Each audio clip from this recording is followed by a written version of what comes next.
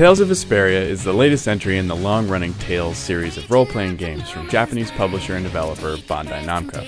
Known for its story-driven design and real-time battle system, the Tales series is enormously popular in Japan and has a relatively niche following in the United States. For the series' current generation debut on the Xbox 360, Namco Tales Studio chose an illustrated anime style that falls somewhere between Tales of the Abyss on the PlayStation 2 and Eternal Sonata, another recent Namco-published RPG with a cel-shaded look. The storyline and characters are new to the series, but if you've played Tales games in the past, not much here will surprise you. Rather than waiting for your characters to take their turns fighting or using spells and items, in Tales you'll be busy slashing, blocking, and using magic in real time. You can go to a menu in the middle of the battle if you need to, but most of what you'll be doing is fighting in real time. As a result, at times battles in Tales of Vesperia feel more like a fighting game than a typical RPG. This is especially true later in the game when you unlock access to more combos, different attacks, and overlimits. It's a nice change from the standard cast and wait method, and it keeps things interesting through the inevitable hours of grinding.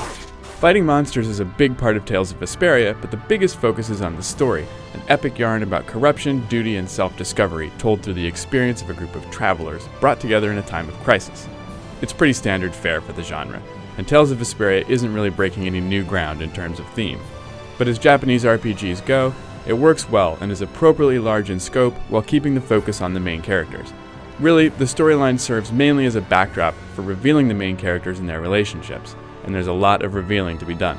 There are thousands of lines of dialogue in Tales of Vesperia, and much of it is spoken. If you're an otaku purist, you'll be disappointed to know that there's no Japanese voice track available in the English version of the game, so you'll have to bear with the North American voice actors, who do a good job of bringing the distinctly Japanese characters to life.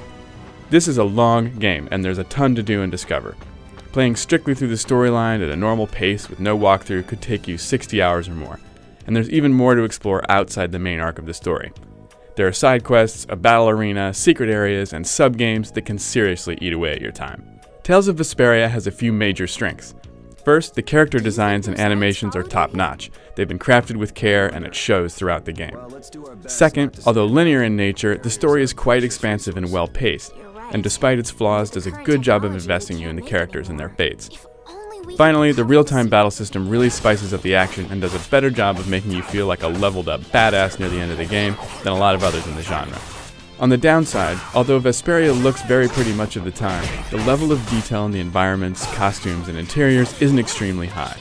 The skits, a recent staple of the Tales series, consist of a collection of rectangles on screen where the characters talk to each other statically. They're a kitsch anime addition, but they give the game a somewhat dated look, as do some of the anime cutscenes, which don't always use the same lush look as the rest of the game. However, what Tales may lack in detail, it makes up for with its characterization and exploration.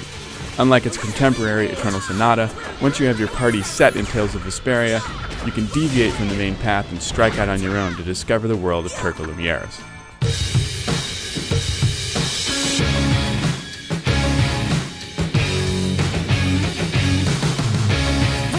If you're a fan of Japanese RPGs and have never played a Tales game, Tales of Vesperia is a great introduction to the series.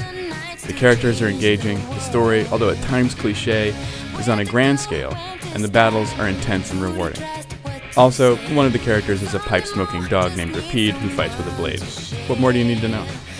For a full written review of Tales of Vesperia, head over to the IGN Xbox 360 channel.